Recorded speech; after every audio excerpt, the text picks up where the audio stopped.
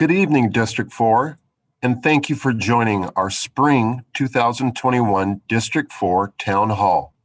My name is Malik Davis, and I am a legislative aide to Councilmember Alex Pedersen. I also focus on public safety, that's police, parks, neighborhoods, and city services for constituents. Perhaps we've spoke.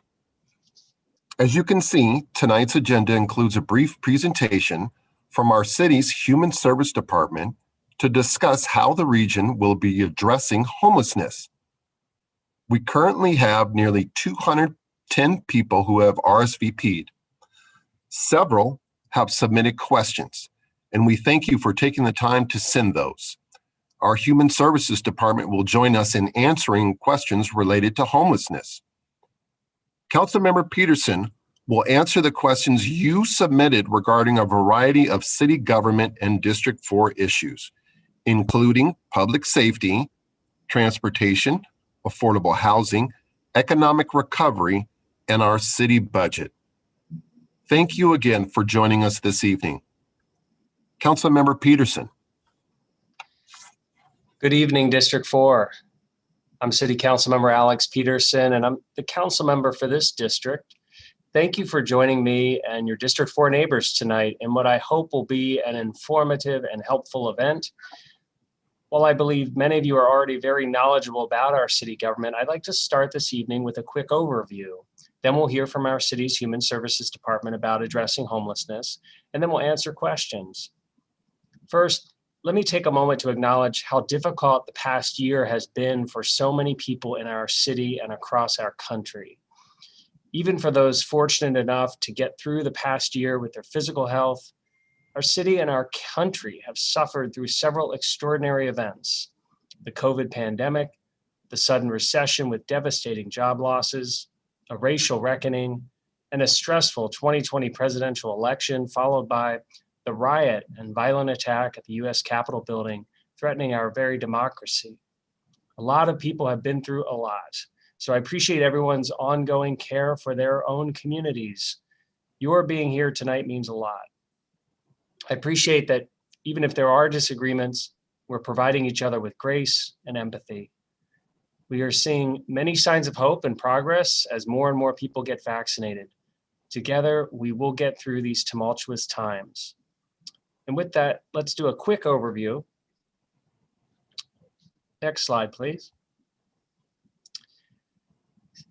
Seattle has 7 city council districts, and each is home to about 100,000 people. Here in District 4, we have over 15 different neighborhoods stretching from Eastlake to Wallingford to Magnuson Park, and our district includes parts of Maple Leaf and Wedgwood. Next slide. Under the city charter, you also have 2 at-large or citywide council members who represent you: Lorena Gonzalez, who is our city council president, and Teresa Mosqueda, who is the chair of our very important budget committee. Next slide. As many of you know, the city council has 9 city council members, so 7 districts, 2 at large, and it requires 5 votes to pass most legislation. Next slide. The biggest part of your city government, however, is the executive branch led by the mayor. She oversees approximately 40 departments with a total of 12,000 city government employees. Next slide.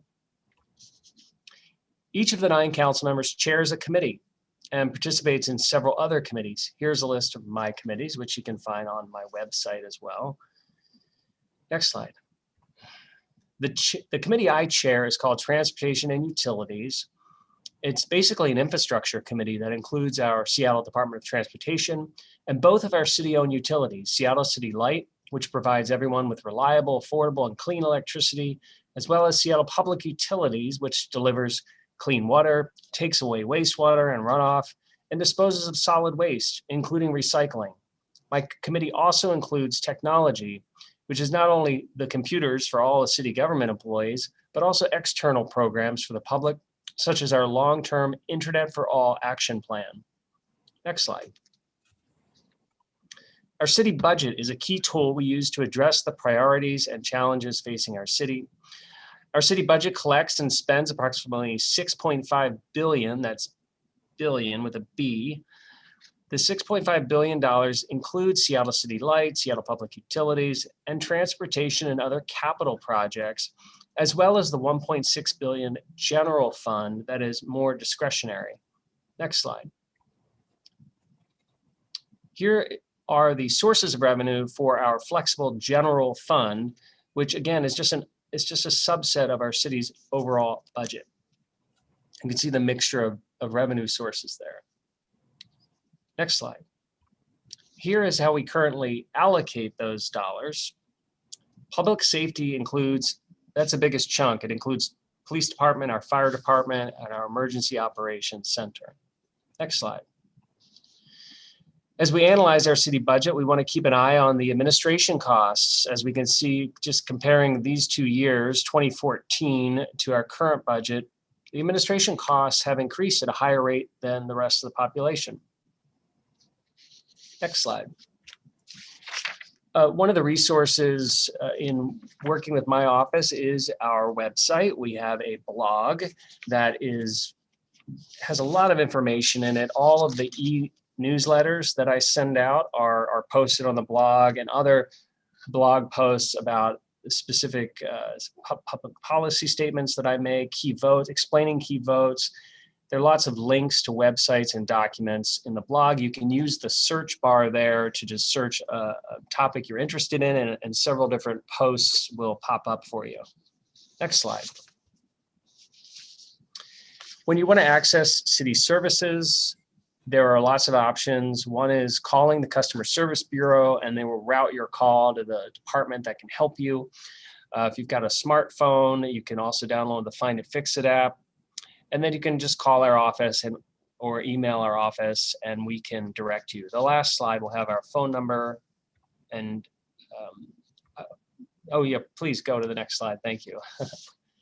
So just a quick summary is multiple challenges that the city's facing, and we're going to get to some of your questions that deal with this. But obviously, the last few months we've been trying to focus on delivering COVID relief, and we're looking forward to an economic recovery. So a lot of what we've been doing is trying to get money out the door to people who need it the most. The homelessness crisis continues. It's been made worse by the COVID pandemic. Revamping public safety is a big topic that the City Council has been dealing with. Managing our city budget, which we just talked about. We will work on our budget some more this fall, which will be for the 2022 calendar year. Here's just a reminder of the committee that I chair, transportation, lots of issues going on there, dealing with the West Seattle Bridge closure, for example. And then just trying to synthesize the diverse views during these difficult times. Our council district has a lot of different views on things, and so we're trying to, in our team here, the great team that I have who works with me, we try to synthesize those views to make sense of what people really want and what their priorities are. And that's just a quick overview. I want to welcome Director Helen Howell, who is with our Human Services Department. And even though several departments work on addressing homelessness, and we're looking forward to the Regional Homelessness Authority, we got so many questions on homelessness. Thought it was very important to have one of our key executive departments here to help answer some of those questions tonight. She's got a great team with her here tonight. So I'm going to turn this over to Helen Howell and her team. They've got a PowerPoint presentation that we'll go through quickly. They'll answer questions about homelessness, and then we'll get back to me, and I'll talk about a little bit about homelessness too, and answer some of your other questions. Director Howell, welcome, and thank you for being here. Thank you, Councilmember Pedersen. Good evening. My name again is Helen Howell, and I'm the Interim Director of the Human Services Department for the City of Seattle. Thanks so much for the opportunity for HSD to provide an overview of our recent work to serve people living unsheltered in our city. This past year has been challenging for all of us, but especially for people living unsheltered. Our department has been at the forefront in trying to maintain safe services for people experiencing homelessness, starting with last spring's de-intensification of our shelter system, standing up of a tiny house village in the Central District, and an enhanced shelter in North Seattle. That's all in addition to implementing public health COVID-19 safety protocols across all city-funded shelters. So far in 2021, despite the challenges presented by COVID-19 and the very real capacity issues facing our community partners, HSD has opened over 250 shelter spaces since February in partnership with service providers. The HOPE team is already making referrals to these shelter resources, getting over 200 people into hotels since the end of March. Still, more needs to be done to bring people inside and on a path to permanent housing.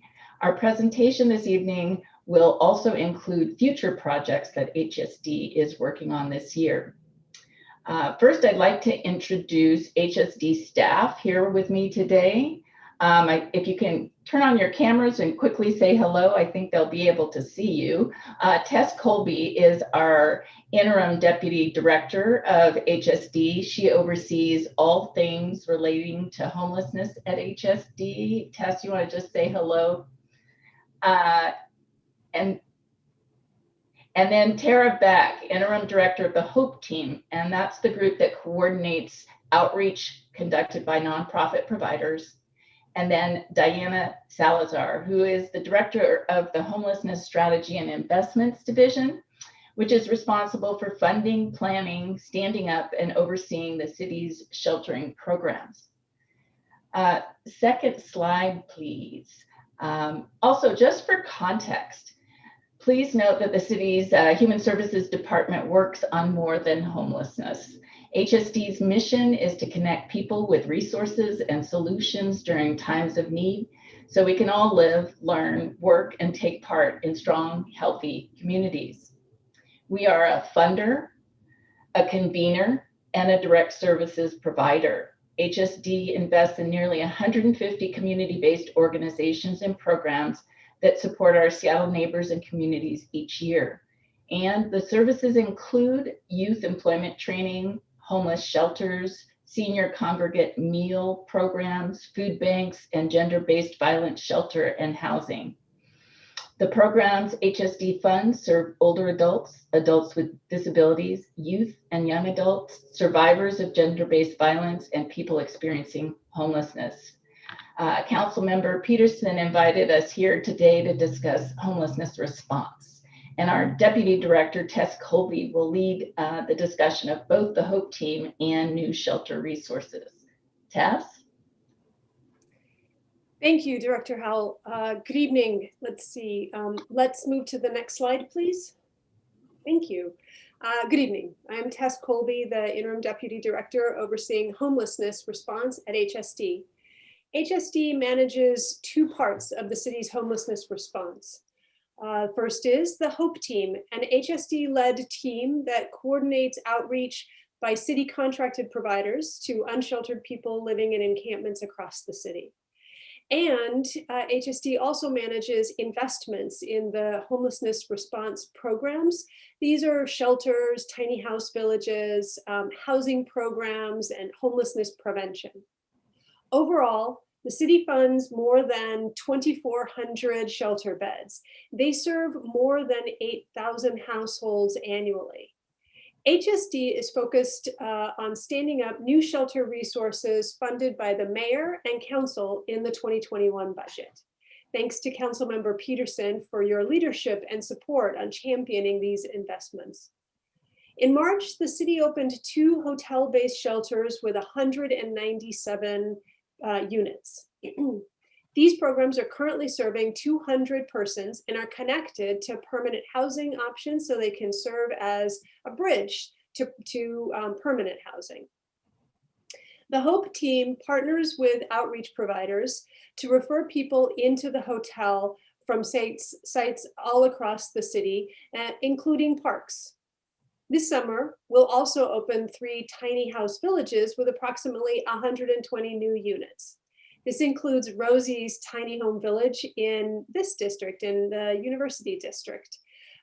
This program is a partnership with Sound Transit and with the low income Housing Institute, also known as Lehigh.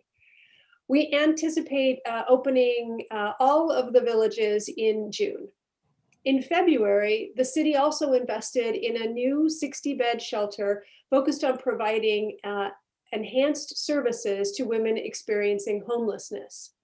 When we talk about enhanced services, we mean that it's a shelter that has 24/7 access, that it is a shelter that provides specific support services around behavioral health, housing navigation. It welcomes partners, pets, and property. We're planning for more of these kinds of enhanced shelter beds throughout this year. Next slide, please. In addition to new shelter resources, HSD manages the HOPE team. HOPE's primary focus is to coordinate outreach in partnership with contracted providers to support people living unsheltered across the city. As part of that coordination, HOPE manages the referral process into city-funded shelter resources. HSD no longer leads trash or debris mitigation or encampment removals. Encampments that are in rights-of-way, that are in parks or on sidewalks, are now prioritized by the departments that own or are responsible for those properties. For example, the Parks Department or the Seattle Department of Transportation. HOPE works with contracted outreach providers to collect and report data, which is a very critical part of the work that the HOPE team is doing. Data collection and analysis continues to be an important component of our overall response to unsheltered homelessness. It allows us to continue to measure success of the work that not only we, but our partner agencies that are conducting outreach do. We track trends this way. It also helps us to better understand and respond to the needs of people experiencing homelessness. That's really critical for designing programs that are centered around the needs of individuals that are unsheltered or experiencing homelessness. And it supports transparency and accountability because data allows us to respond to a lot of requests we get from council office, the mayor's office, the media, and the public. Next slide, please. The best place to report unmanaged encampments is the Customer Service Bureau or through the Find It, Fix It app. You'll see that the phone number is on the slide. The Customer Service Bureau, or CSB, routes concerns to the appropriate department, depending on the conditions reported in the complaint. Illegal dumping, excessive trash related to concerns around encampments are routed to Clean City Initiative, and that's through the parks, that's led through the Parks Department. Reports related to RVs and vehicles are routed to Seattle Public Utilities.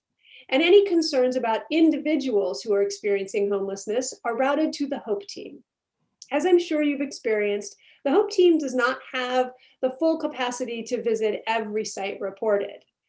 We evaluate reports and requests for visits on a case-by-case basis. We prioritize concerns about an individual's well-being and the severity of the conditions that are reported. Concerns regarding behaviors that are impacting the surrounding neighborhood may trigger a site assessment by HOPE team system navigators. Those are the folks that are out in the community engaging with folks. Assessments also inform outreach strategies for a particular location in partnership with outreach providers. HOPE team's goal is to resolve neighborhood impacts from encampments through outreach practices rather than to remove the encampments themselves. Site assessments are also performed by the Parks Department through their Clean City Initiative. Next slide, please. The city is a leader in the creation of the King County Regional Homelessness Authority. We know that homelessness is a regional problem and that our response is compromised by splitting funds, policies, and strategies across multiple governments and entities. That fractured approach to homelessness has failed year after year. KCRHA, the new authority, will unify the City of Seattle and King County's investments within one entity, and will incorporate the cities in the rest of King County as partners in delivering services and developing responses to homelessness. That region-wide approach, especially including cities outside of the City of Seattle, is really quite innovative and revolutionary, I might add. The entity will manage many of the programs in the homelessness response system, including prevention from immediate homelessness, shelter, including villages, and permanent housing interventions, such as rapid rehousing, which is a program that provides rental assistance as well as case management, and of course, permanent housing. Strategic planning, system administration, and performance measurement will also be part of what the authority does. Hiring the new CEO was delayed due to COVID. But the good news is that the new CEO, Mark Dones, started their leadership just last month, and the plans are moving forward to consolidate the city and county homelessness response. And Helen, I'll turn it back to you. Thanks so much, Tess. That concludes HSD's presentation, but as Councilmember Pedersen mentioned, we did receive a number of questions from District 4 residents through the council member's office. We'd like to take a few minutes to answer these questions. The first question is, what is the plan for homelessness? I don't believe leaving people on the street in unsanitary conditions is humane. Thank you. I'll take that first one. This year, HSD is on track to invest in an expansion of homelessness services. These investments go to a number of different services, which include emergency responses like shelters, includes supporting vulnerable people by providing short-term rental subsidies, prevention programs, and other kinds of program-specific case management and services. Over the course of 2020, we're planning for 545 new shelter beds. Already this year, already this year, we have either opened or will open this summer a number of new locations. So there are 2 hotel-based shelters that are presently serving more than 200 people. That opened in March. We opened a new 60 shelter bed facility for women. That opened in February. As I noted earlier, 120 tiny house units in villages are expected to open this summer. That will be a total of 3 new villages. And then there's more funding in the offing for short-term rental subsidies, which we estimate will help over 200 households find stable housing. Across our shelter system, each shelter bed serves many more than just one person. So for example, the 2,400 beds that we currently have are estimated to serve about 8,000 households over the course of the year. That's based on the historic performance of our shelter system. We anticipate that the new beds we are adding will shelter an additional 700 persons or more. The high utilization of shelter beds really is in large part a function of shelters helping to navigate folks into housing. However, to truly address homelessness in Seattle, we need a regional approach, which is why we are so excited about Mark Dones joining us as the new CEO of the Regional Homelessness Authority.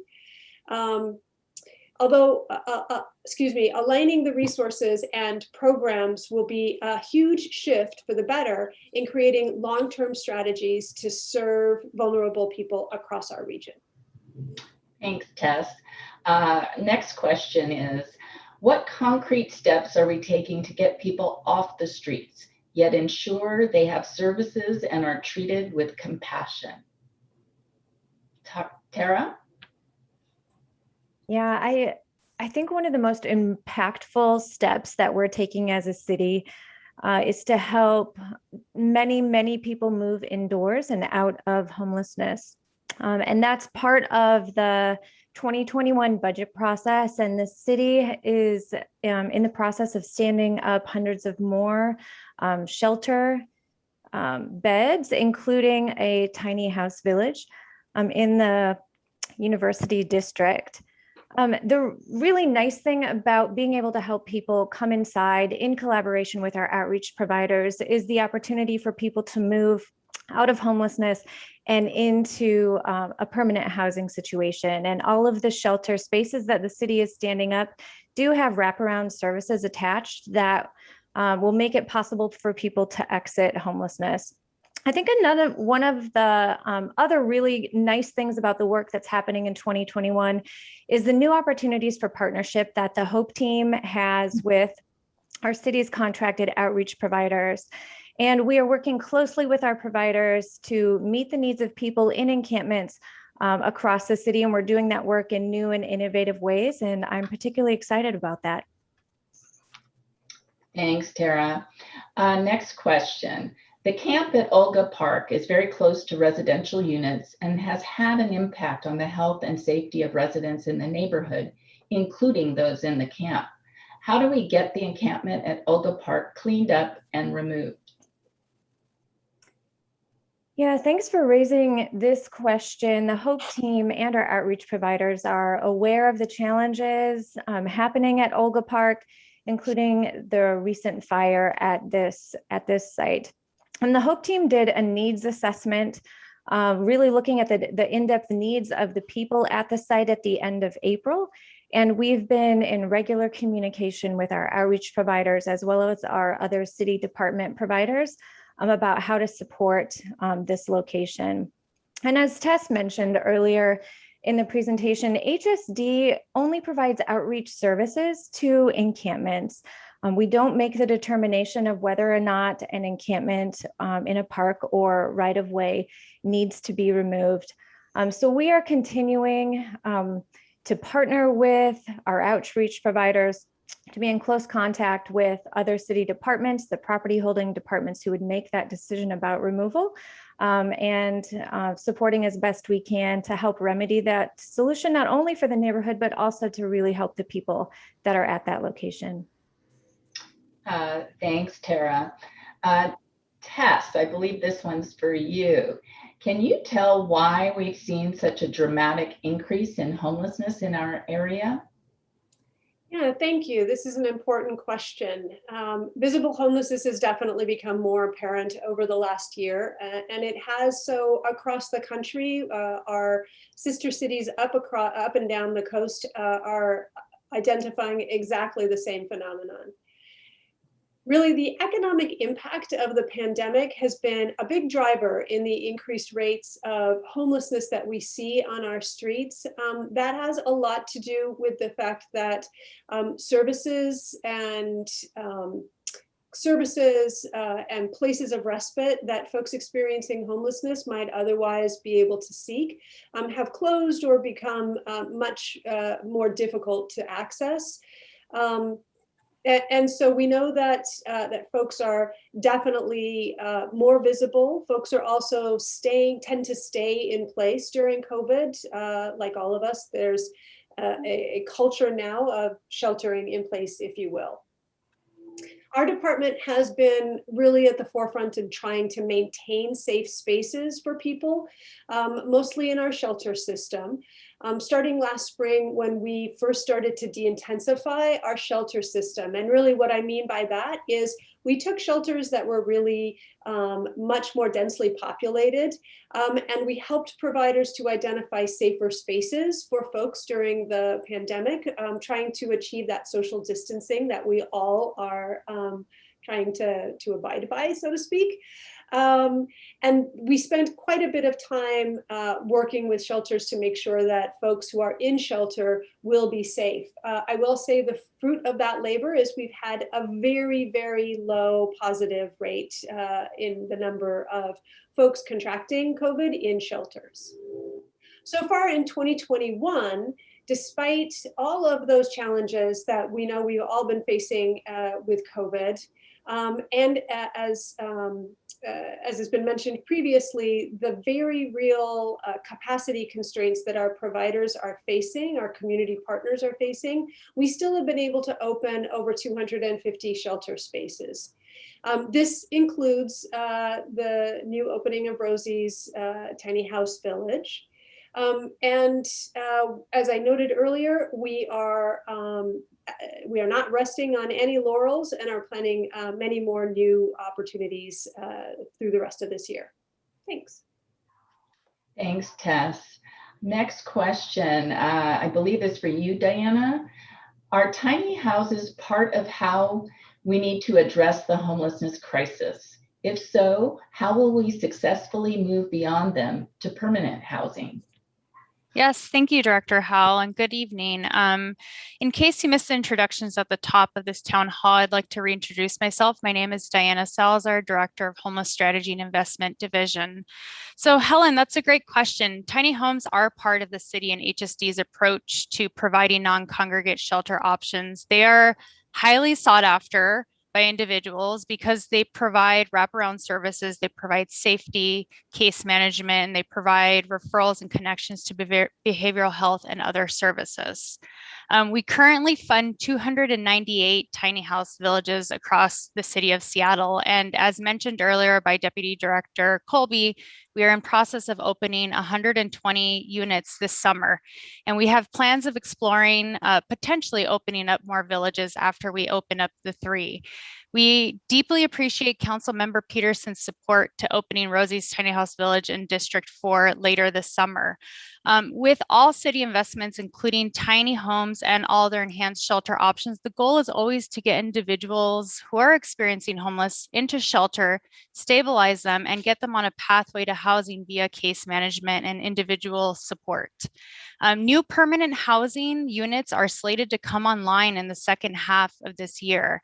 They will greatly affect our shelter system overall, both for folks living in tiny homes and for folks living in other enhanced shelter models across the city.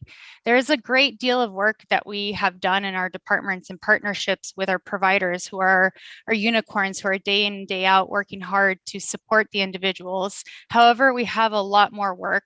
We have a lot more strategizing and we need a lot more opportunities of permanent housing for individuals, not only at these tiny house villages, but at other sites. Thank you. Thanks, Diana. Follow-up question is, how can we sign up to volunteer to build tiny homes? Great question.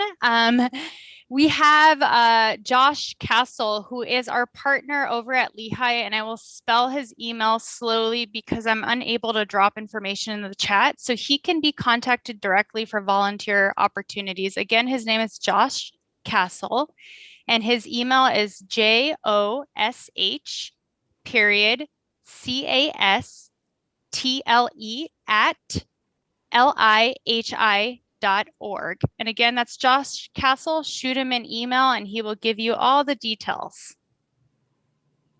Thanks, Diana. One more question for you, I believe. How will programs like Safe Lots, which provide a safe place to stay for people living in their vehicles and a pathway to housing and stability, how will they be included in future HSD planning? Yes, so Safe Lots are also part of our portfolio and how we support folks, but there is a lot more to be done in this arena. What we currently have is the safe parking program that's operated by Urban League. It provides a safe place for people to stay who are living in their cars, currently at a few churches across the city. Their program also includes case management services for the participants who are staying in the program. We also have a partnership with Interfaith Task Force, who is receiving city funding to do outreach for folks who are living in their vehicles currently. And we also partner with SPU, which is the Seattle Public Utilities. They provide pump out services for people living in RVs and help mitigate garbage impacts associated with people who are living in RVs. The city is definitely looking into potential expanding of these programs I just mentioned. Thank you. Diana, I think I skipped one of your questions. One last question for you. What are the barriers to creating more tiny home villages in North Seattle? Yes. So a few minutes ago, I talked about not only has Tara and Tess mentioned Rosie's, as did I. That is a village that is opening up in North Seattle. And again, it's slated to open up this summer in June with approximately 40 new tiny house villages. We all are also working on 2 other villages throughout the city of Seattle at the same time. I want to thank again the council members office for their support for this site. We have done incredible amounts of work in partnership with Lehigh and with others to open up programs. However, there are always challenges in changing priorities. The 3 largest barriers that I would say for opening a tiny house village is the siting, provider capacity, and also taking a look at ongoing funding to provide these services. We continue to have conversations with our providers to determine the capacity to operate these programs and future programs. A perfect example that speaks to the provider capacity, and Tess mentioned this earlier, is during our 2021 budget cycle, we were slated to open 125 enhanced shelter beds, and we have partnered with Wheel, and we have opened some beds up over at First Presbyterian, and the goal is to change that site into a 24/7 enhanced shelter. However, due to the difficulty of finding appropriate staff and hiring, we have been unable to shift into the 24/7 model. So capacity is a continued challenge that we see, not only in villages, but in other models. Thank you. Thanks, Diana. And our final question, I believe, is for Tess. Tess, how will the City of Seattle address people experiencing homelessness who refuse services such as housing, substance abuse treatment, and mental health treatment? Thank you. In all honesty, neither the city nor really any other entity, particularly the providers that we fund, can force someone to accept services or shelter. What we can do is work with our partners to make the shelters and those services as desirable as possible. And one of the ways we do that is to help particularly our shelter providers staff appropriately. As Diana was just describing, appropriate staffing is hugely important to the success of a shelter, but in particular, staff appropriately for serving folks with very high needs. So folks who may have substance use disorder needs, or who may have other behavioral health concerns. We also want to make sure that there are as few barriers as possible, which is why expanding our enhanced shelter offerings across the city has been so important, because I think, as I described at the top, enhanced shelter really is all about serving the entirety of the person, including their partners, their pets, and making sure that property is safe. Those are really critical factors to helping people come inside. To that end, we've really ticked up the number of enhanced shelters and our village capacity, so that we're almost 90% of all the shelters that we fund and that are offered really fit this this sort of broader programming and wraparound services, as Diana was describing. The other thing that we're really excited about, and we think is going to make a really big difference, particularly with helping people who are outside want to come inside, is the approach that the new regional authority is committed to taking. So the authority, one of the founding principles of the authority really is to center their work around the experience of people who are experiencing homelessness. So they're doing this in lots of ways, through making sure that folks with lived experience are part of the governance structure. But in particular, with as the authority begins to get into policy development and program development, it is making sure that the customer, that the folks who will actually be using the services, have a voice in how those services are defined. That's really going to be critical to making sure that we have services and programs to offer that people will want to take advantage of. Thank you. Thanks, Tess. Councilmember Pedersen, I believe that is it for our presentation. Thank you so much for inviting us and giving us the opportunity to share about our work to respond to homelessness in our community. Thank you, Director Howell, and thanks to everybody on the Human Services Department team who is here with us tonight to take a lot of the questions that came in from District 4 residents about homelessness and what the executive departments are doing to address it. And as we know, the homelessness crisis has been made a lot worse by the COVID pandemic. We've seen that with the increased suffering of people living on our streets, sidewalks, parks, including an increase in unsafe conditions in several neighborhoods. I just want to acknowledge that. I know a lot of people are frustrated with the progress. I don't want to make excuses, but I believe our city government employees from several departments, including the Human Services Department, the Parks Department, Seattle Public Utilities, have been trying to make progress under difficult and changing circumstances.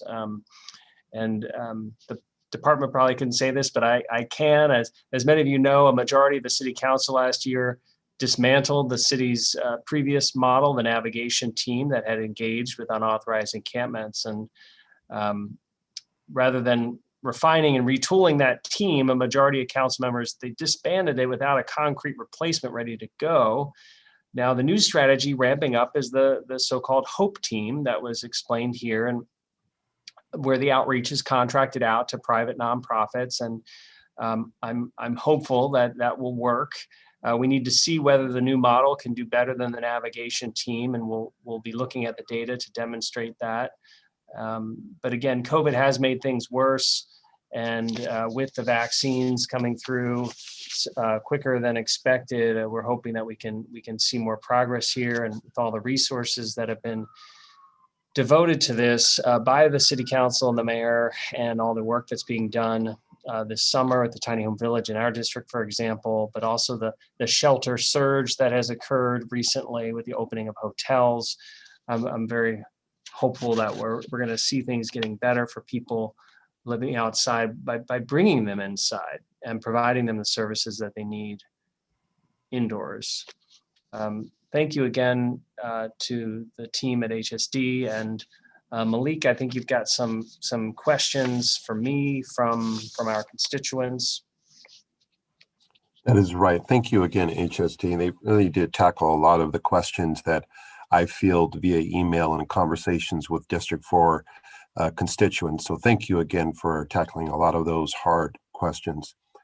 Question for Councilmember Pedersen. What is the role of our elected officials in regard to long-term management of the underlying causes of homelessness, such as affordable housing, living wages, mental health care, addiction, education, and medical conditions? Thank you. Yeah, I elected officials at all levels of government definitely must address these underlying causes of homelessness. We talked a lot about the response to the crisis, but there are the underlying causes. We need to go upstream and address those. Just very quickly, the history is important here. Unfortunately, since going back to the administration of President Ronald Reagan in the 1980s, we've seen the federal government disinvest or invest much less in those who are less fortunate. This downward trend has negatively impacted the affordable housing and social service budgets for each county government across the country. And over the years, some of the cities experiencing greater challenges have stepped up in an attempt to fill the gaps. City of Seattle is one of those cities, and we've increased our own budget to try to address many of these challenges. Since my background's in affordable housing, and not all cities have a housing levy, but since the 1990s, Seattle voters have approved property tax to create additional affordable housing, permanent affordable housing, with the so-called housing levy, which is supported by a property tax. I'm a big supporter of the housing levy, and I appreciate that voters continually renew it. In 2021, this year, we're going to see the leasing up of about 2,400 new low-income housing units funded by the various programs administered by our city's Office of Housing. These 2,400 new low-income housing units will include about 450 permanent supportive housing units dedicated to people experiencing homelessness. We recently passed legislation to make it easier to build this permanent supportive housing, which it's permanent low-income housing, and it also has the ability to provide wraparound services for those who are suffering. We should consider, in my opinion, we should consider raising the fees charged to real estate developers for the mandatory housing affordability program to incentivize more housing to be built sooner in the neighborhoods, rather than letting so many of the developers pay into a fund that's where the housing's built years later and in different locations. Developments in our district have generated some of these fees that are being used to build affordable housing, which is good. But typically those developers have chosen not to build that affordable housing in our district. We have seen some affordable housing in our district. We've got Arbora Court apartments right there on 15th and 50th, so 15th Avenue Northeast 50th Street. Mercy Magnuson was about 148 units down in Magnuson Park. We also have, in addition to the tiny home village that was mentioned, which will be there for a couple of years at least, and then that eventually that site will become affordable housing at Northeast 45th Street and Roosevelt Way. But the Cedar Crossing project, 254 units right above the Roosevelt Light Rail Station. It's being built by two nonprofits. That'll be in our district. Living wages was mentioned. Seattle's been on the cutting edge with our strong minimum wage ordinance. The lowest paid workers in our city, it's very expensive to live in our city, and we do need to have that minimum wage to support them. I've also, during the pandemic, we've seen this made worse with unemployment, underemployment. I did vote for hazard pay for grocery store workers and delivery service drivers. I also think that we can do a better job supporting the expansion of union apprenticeship programs so that more high school graduates have access to higher paying jobs, union jobs in Seattle. So if you grow up in Seattle, you should have the opportunity to earn a wage where you can stay in Seattle. Mental health was mentioned. Your behavioral health issues are typically funded and handled by the county and state governments. We know, however, that people experiencing homelessness and distress on our city streets, they benefit from permanent housing. So the housing first approach is to get people into permanent housing as quickly as possible. Don't make them jump through a bunch of hoops. And regardless of the challenges they're facing, a safe and permanent home will help them to address those challenges, including behavioral health. I also support a lot of the county programs. So King County has a mental illness drug dependency program, the MID program, got the Familiar Faces and Vital program that works with Harborview. That's supported by the county's levy for veterans, seniors, and human services. In the city, we're just expanding the Health One program. That combines firefighters and case managers from our human services department to prevent more expensive and dangerous situations throughout Seattle. We're expanding that in the University District. I think education was mentioned too. Obviously, the school district is primarily responsible for education programs, the K through 12 programs. They have their own governance structure. But again, the city of Seattle has stepped up to support the education and the school district. And we've got the Families in Education Levy, which has been around for many years. And that was expanded to include the Seattle preschool program, which I worked on when I was a legislative aide, but also more importantly, relevant to homelessness, that program, the Families Education Preschool Promise Levy, the promise part is the free community college that is supported. And again, thanks to Seattle voters for doing that. But really, I think the Human Services Department folks mention it frequently. The fact that we have the Regional Homelessness Authority that we've set up, the Chief Executive Officer is on board, and we can finally move ahead to get better results for those experiencing homelessness. Next question, police and public safety related. Councilmember Pedersen, are you for or against police defunding? If for, tell why. Sure. So, I studied this issue. There were protests. George Floyd was murdered by Minneapolis police. We looked at our large police budget, and I've studied this issue and looked again at the police budget, reviewed the police union contract, and also conferred with several faith, education, and business leaders in Seattle's historic Black community. And they shared concerns that this 50% figure seemed arbitrary and impractical.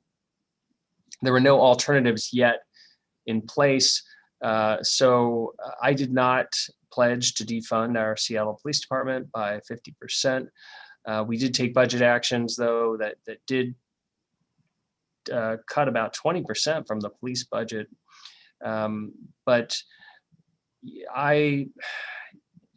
so I think that we've seen the data recently with the increase in 911 response times to priority calls. And we've also have a historic increase in the number of officers permanently leaving our police department. The attrition numbers have been alarmingly high. And so I'm concerned, as is the monitor who oversees the federal consent decree, has warned us to be very careful with the police budget going forward, because you do need officers for supervision, for data collection.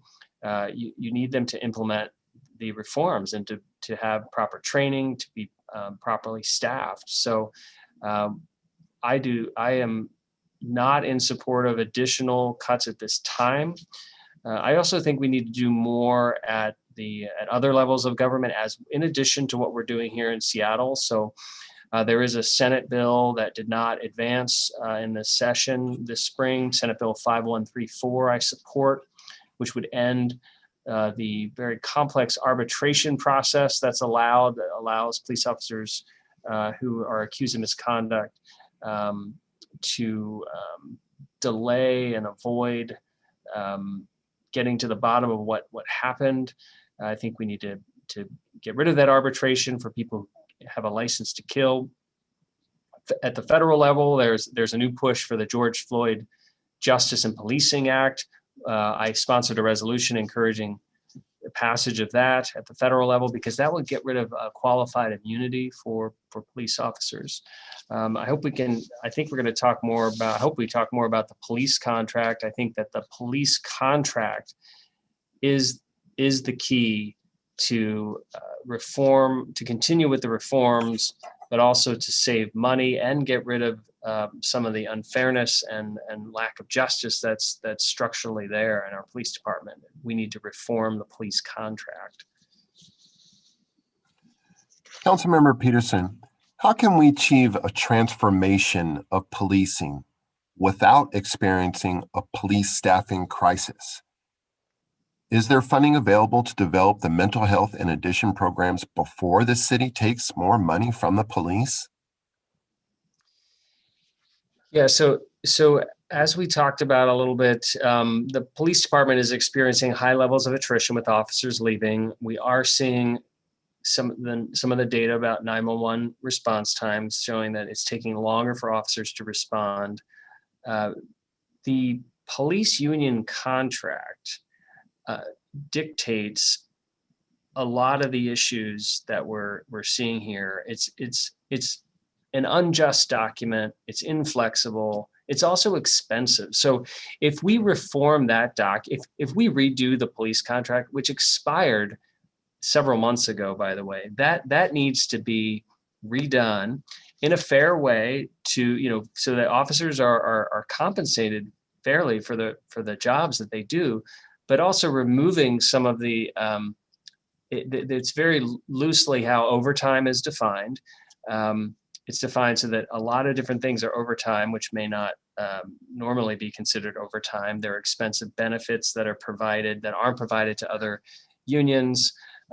There's also premium. There's something called premium pay, where you're literally paying officers to do parts of their job that would be considered standard, such as wearing body cameras. There's premium pay for that.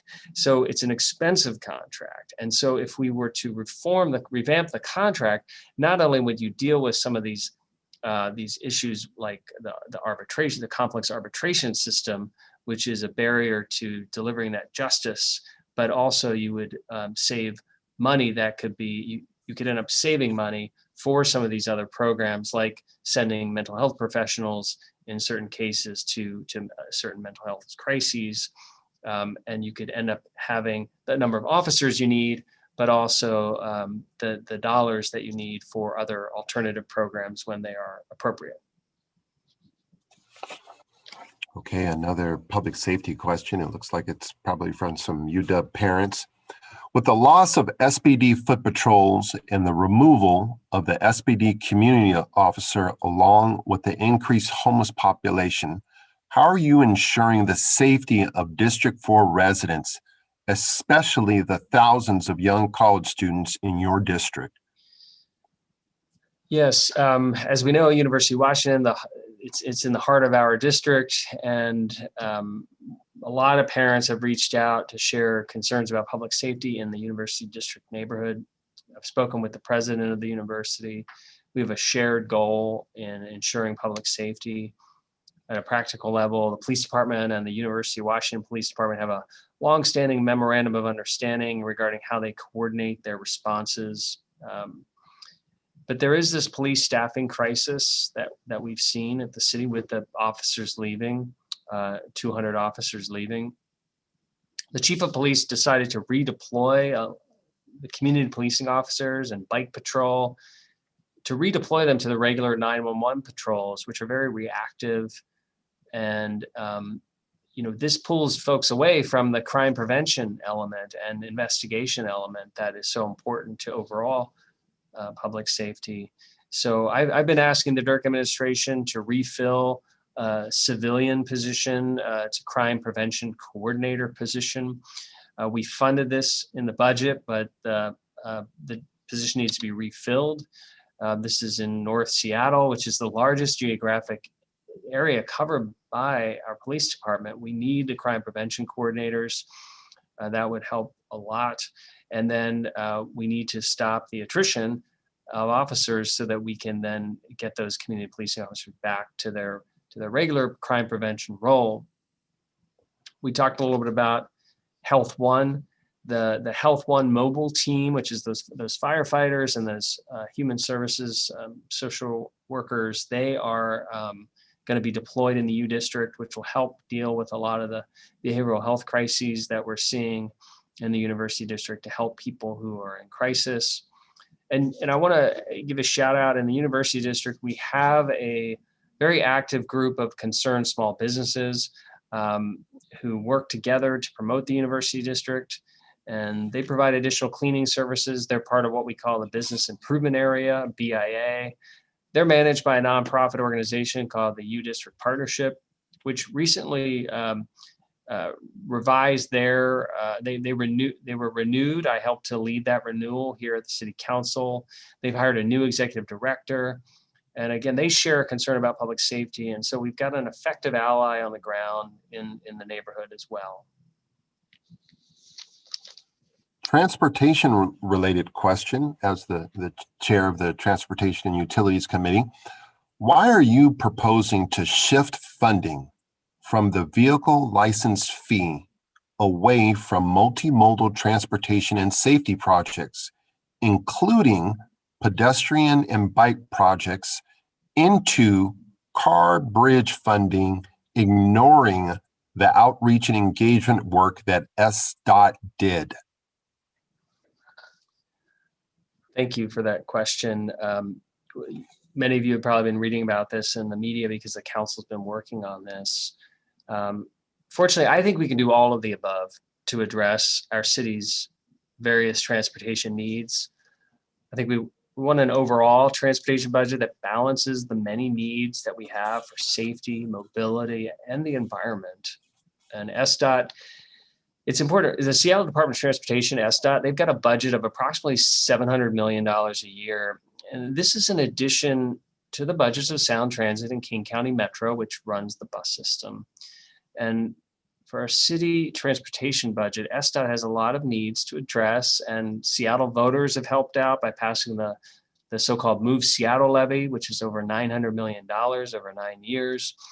I was proud to get on the ballot a six-year renewal of our Seattle Transportation Benefit District, which supplements the bus service of King County Metro. And even though transit ridership's been down by over 70%, many of us are confident transit ridership will bounce back, and we need it to bounce back to meet our goals to address the crisis of climate change and to get large portions of our city's workforce back to their jobs. Now, let's talk about the funding for vehicle license fees. I just want to paint that bigger picture about funding, because these vehicle license fees we're talking about are only $7 million out of the $700 million. Seattle, as we know, is a city of waterways and ravines, and so bridges are part of our vital infrastructure to connect our communities and keep our economy moving. Bridges. So we need the transportation budget to go, part of it to go to help these bridges. But historically, bridges have been neglected as part of the budget process. This was true even before the shocking wake-up call, the sudden closure of the West Seattle Bridge, which stranded 100,000 of our neighbors and endangered the economic viability of our regional port. So I ordered an audit of our city's bridges, and the results were disturbing. Many of our city's bridges are in terrible condition, which is not a surprise, as some of them are over 100 years old. Now, several council members agree that we need to pay more attention to Seattle's aging bridge infrastructure. And with interest rates so low, and with the need to create jobs, pull ourselves out of the recession, issuing bonds would enable us to generate more money faster to address all of our infrastructure needs, not just for our bridges. And these bridges I'm talking about are multimodal bridges. So they're transporting buses and bikes, some of them pedestrians. So I really want our Seattle Department of Transportation to step up and produce the information that my colleagues and I unanimously requested yesterday, so that we have concrete options to consider issuing bonds to produce tens of millions of dollars for our city's bridges. That, again, it's important to buses, freight, and other modes of transportation. And in addition to paying more attention to the safety of our bridges that connect all of us, we want to address other key safety issues. We got a lot of questions about our Vision Zero goals to reduce traffic fatalities and serious injuries. I'm committed to those goals. And at the request of several council members, SDOT recently held meetings with several groups focused on transportation issues to decide how to split up the $7 million of new vehicle license fees. This is money that we recently reauthorized. SDOT received excellent feedback, and the ordinance we just passed actually implements that for this year. But we think SDOT should not just apply that to the $7 million, but to the entire $700 million budget, so that we have a more holistic approach to our transportation budget. So again, the short answer is that we need to address all of these concerns for safety, bridge safety, and other safety throughout our city, including being committed to Vision Zero. Another transportation and safety related question. What has been done to calm car traffic and prioritize pedestrians and cyclists between I-5 and the Ave? Yeah, so the overpass on Northeast 45th Street, overpass over I-5 connecting Wallingford and the U District. So some context, we're blessed in our district because two Sound Transit light rail stations are opening on October 2nd. A new station at Brooklyn Avenue at Northeast 43rd Street in the heart of the U District, and then Northeast 65th Street next to Roosevelt High School. Now, ideally, Sound Transit, our Seattle Department of Transportation, King County Metro will all work together to make sure a large number of transit riders have a good experience to get to the destination safely and efficiently. For example, we completed a seismic retrofit of the bridge along 15th Avenue Northeast. We're repaving that street, installing bike lanes to connect, to make it easier to get to the light rail station and to the high school, safe routes to school. And there'll be more pedestrian crossings there to help people get to the light rail in Roosevelt. So that's just an example of what we were hoping there would be a better connection between Wallingford and the U District by this time. And this is something that planners should have been doing years ago. We've known about this issue for years. We knew that there was going to be a light rail station there. And the Move Seattle levy even authorized this project across the I-5 overpass. And this SDOT actually put this project on hold when we were experiencing a drop in city revenues. I was able to, working with some community groups who are very passionate about this to increase pedestrian and bike safety across the overpass. I was able to work with those groups and convince the City Council's budget committee last year to allocate $400,000 to unpause that safety project. SDOT picked up the project again, but now the current situation is that they've run into some bureaucratic hurdles with the owner of the bridge, which is the Washington State Department of Transportation, WashDOT. They need to get comfortable with some of the changes that are being proposed, how it might impact traffic on the highway as well. I'm hopeful we can get creative and overcome these hurdles. It's going to take some time. Again, this is unfortunate because the whole point was to open this up when the light rail opened, but this was something that was neglected for years. Unfortunately, I'm glad that I was able to get the funds to reignite this project.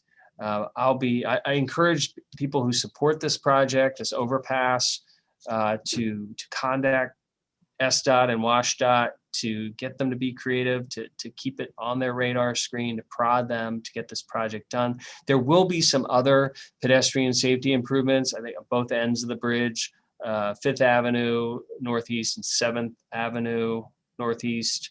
But we really want that overpass to be safer to cross as well. Question about bus rerouting and light rail, which is a very exciting proposition for the city. I'm concerned about King County Metro's recent decisions to eliminate some of the bus lines in Northeast Seattle, including Route 71 serving Wedgwood, Route 76 serving Bryant. What can you do about this, Councilmember Pedersen? Yeah, these changes to, so every 6 months, King County Metro makes changes to their routes. King County Council approved these changes. Interestingly, the King County Councilmember Rod Dembowski was not happy about these changes. He represents Northeast Seattle and other towns along Lake Washington. We want to make sure, he and I both agree, we want ample bus service in Northeast Seattle to enable current and future transit riders to arrive at their destinations on time when any changes are made. And we really want people to have a positive experience when they're taking transit, because we want to attract more people to ride transit. The opening of the light rail station at Husky Stadium, for those listening, if you remember that was a blessing, and there were also growing pains because a lot of bus routes were changed. There were express lines that went downtown that were cut, rerouted to the station. People had to transfer where they didn't have to before, and it was difficult. And I think for a lot of people to make that adjustment. And I think we're going to have some growing pains here, even though we're all excited about these two stations that are opening up. This is a game changer for mobility, for the environment. King County Metro, though, we want them to be very nimble on how they listen to people and make adjustments. So I have reached out to the head of King County Metro. We've already talked about this, and also to the folks at SDOT who implement our transportation benefit district, just to make sure that everybody's listening carefully to the feedback we get when these two stations open and people are trying to reroute their commutes. and other reasons for traveling, so that they have a good experience. So the Route 76, Route 71, and Route 74 also, I think, is being removed. And so, but King County Metro wants you to get from point A to point B, so they have new lines that they're putting in. They're making adjustments. Sometimes they will take you to light rail stations. Sometimes they'll take you through a different route, but they're still trying to get you to where you need to go. So I believe at one of our last slides, we have information on how to get to King County Planner. We'll post things on our blog. Again, this changes not until October 2nd.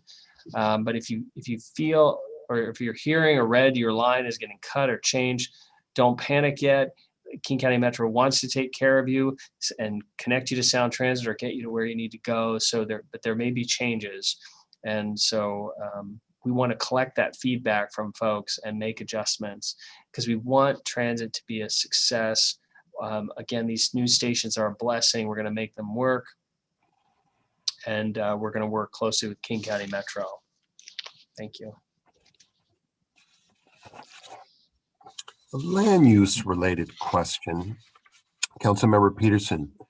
How to get more housing at lower prices and lower rents in our city next to transit and light rail stations?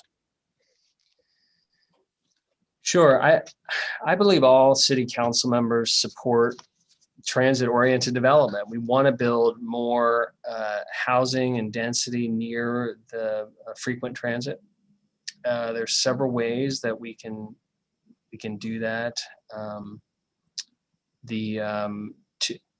One of the mechanisms, thankfully, is already taken care of, which is the transit agencies that have excess land, making sure that is made available for affordable housing.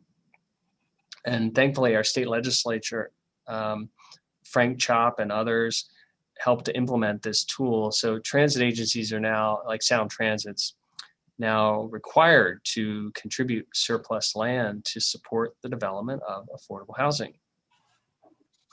And a good example of this, a couple of good examples, we are getting a bunch of land from, the city's getting a bunch of land from Sound Transit, a dozen little parcels, about 1.5 acres, and it's near Link Light Rail Station in South Seattle. And this bill, Council Bill 120058, I believe, that is going to help us build affordable housing there next to that station. Also, we've got here in our district, the project I mentioned earlier, which is being built above the Roosevelt Light Rail Station, that project was made possible by this state law. So that is one way to, we're taking advantage of this state law. Actually, the tiny home village at 45th and Roosevelt Way, again, that's Sound Transit land. They were using that as a staging area. When the tiny home village is not needed, hopefully that's just a couple of years. Hopefully we build affordable housing there too. So other things that we can do the question was about, I think, housing near transit and light rail. One of the things we can do is to encourage it through our zoning code. So there was a law passed a few years ago, before my time, but it was to reduce the required on-site parking for automobiles. This is actually controversial, but that is something that can be done with the zoning code to encourage more density and lower costs near frequent transit. The mandatory housing affordability program, again, another controversial program. But the areas where that allowed upzoning was primarily in the urban villages, which are designated areas for density. And typically they have, a lot of those urban villages have transit connections there. So we are doing a lot to we do want more transit-oriented development to occur.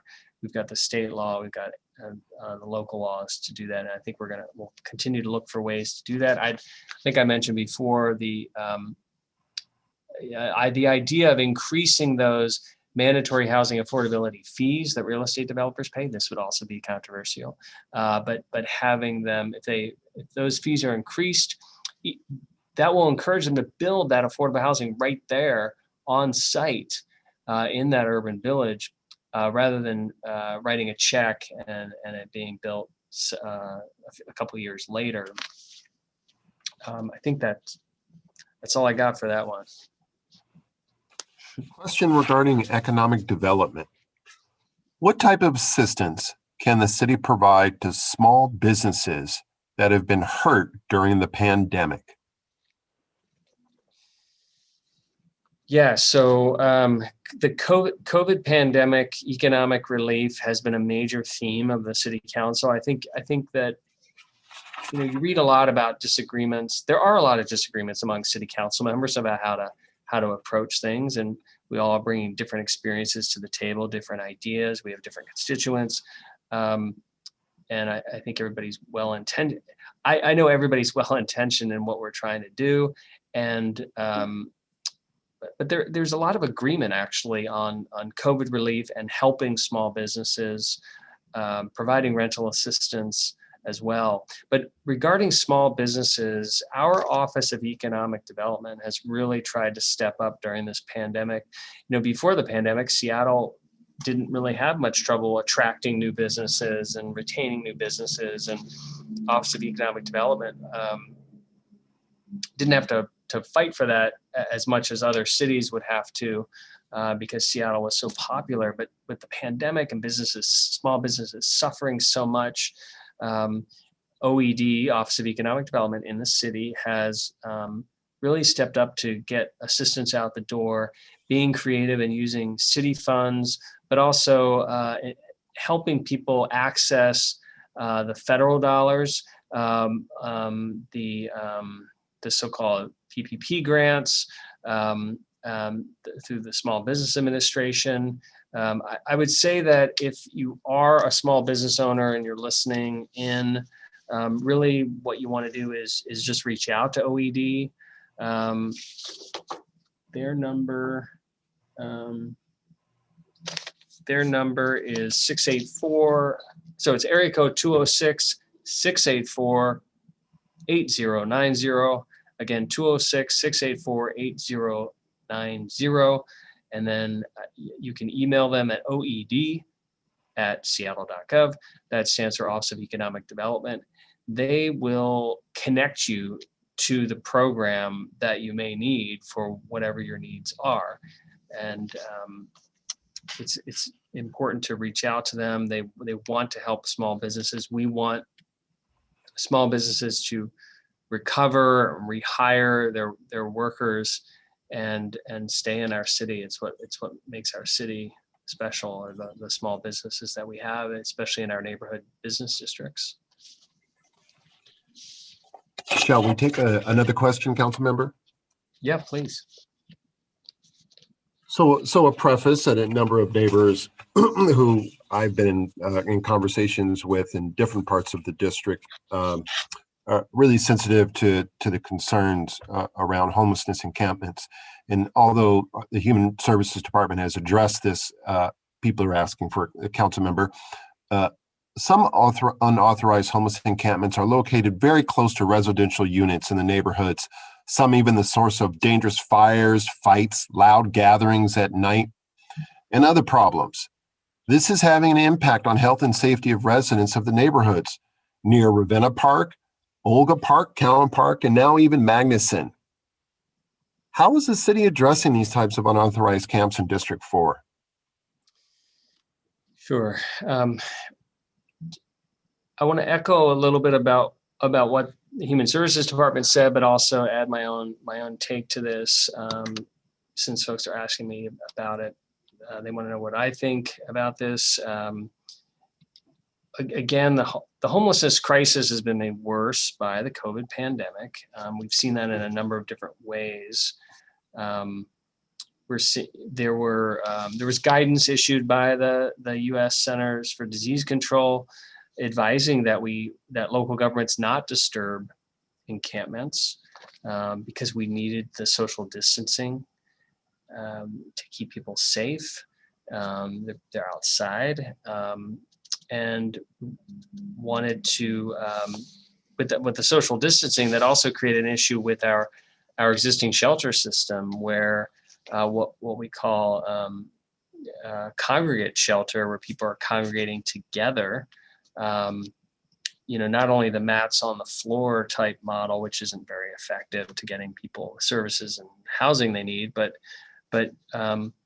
even enhanced shelters where you're together in the same room, we had to de-intensify those shelters basically because of the COVID virus. And so that reduced the amount of shelter that we had. So those are a couple of reasons why COVID pandemic made the situation worse.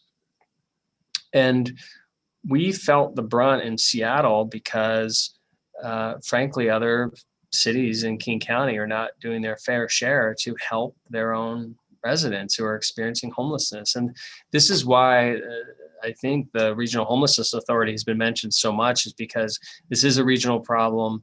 It needs regional solutions. And I'm very happy that Mark Dones has been hired as the head of the Regional Homelessness Authority.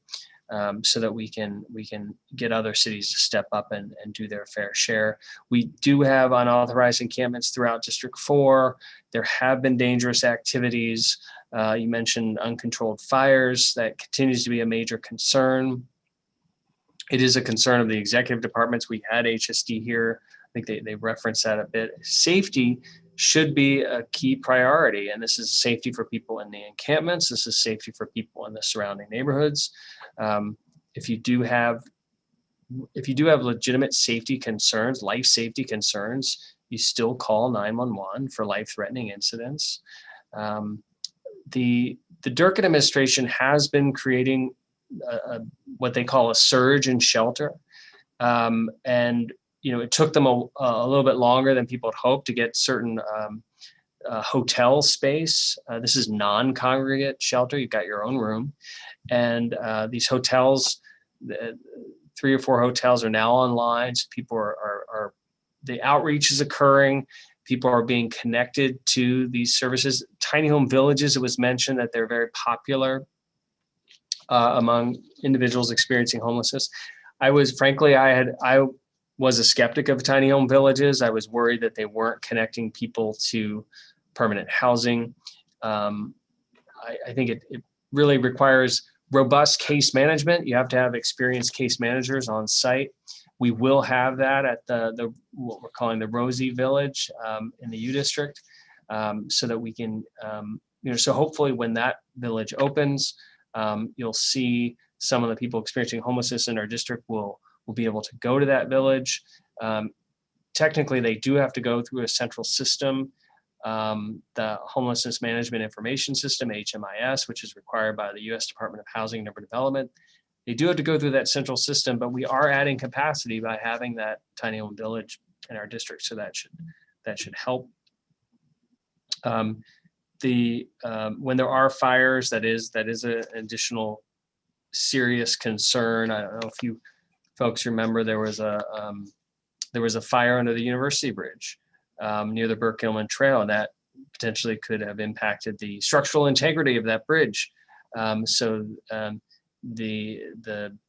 Durkan administration made sure that people there got connected to housing and services to deal with that. So they are trying to deal with the different priorities and issues out there. I know other people trying to use the parks, kids trying to use the playgrounds. That was a priority too. Next to schools, that became a priority. So I think that we're seeing these additional resources come online. We're seeing better organization. I'm hopeful that the new model will work, and we'll start to see at least the visible homelessness, we'll start to see people being brought inside so that they can get the services they need and ultimately get into permanent housing, which is really what we need to reduce homelessness.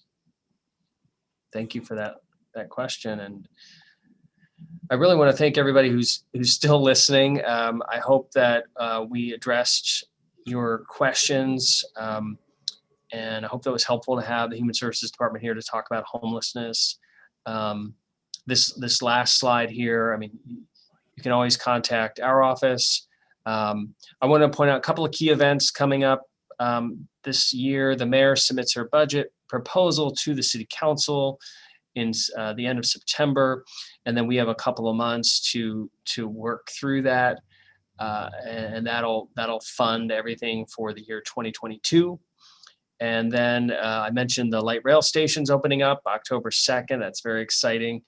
And but there are some, you're going to want to figure out what your new route is. If you do have a new route, encourage you to get back into transit. There was an op-ed published today in the Seattle Times by the Transportation Choices Coalition executive director.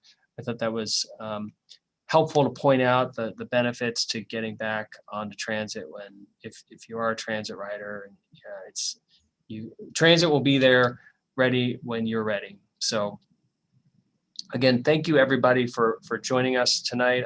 Malik, I didn't know if you wanted to say some final words to folks as well. I just want to thank you to all the constituents in District 4 for your patience and your support. You know where to reach me, and as always, hold us accountable, and thank you for your trust. Thank you, everybody. Good night.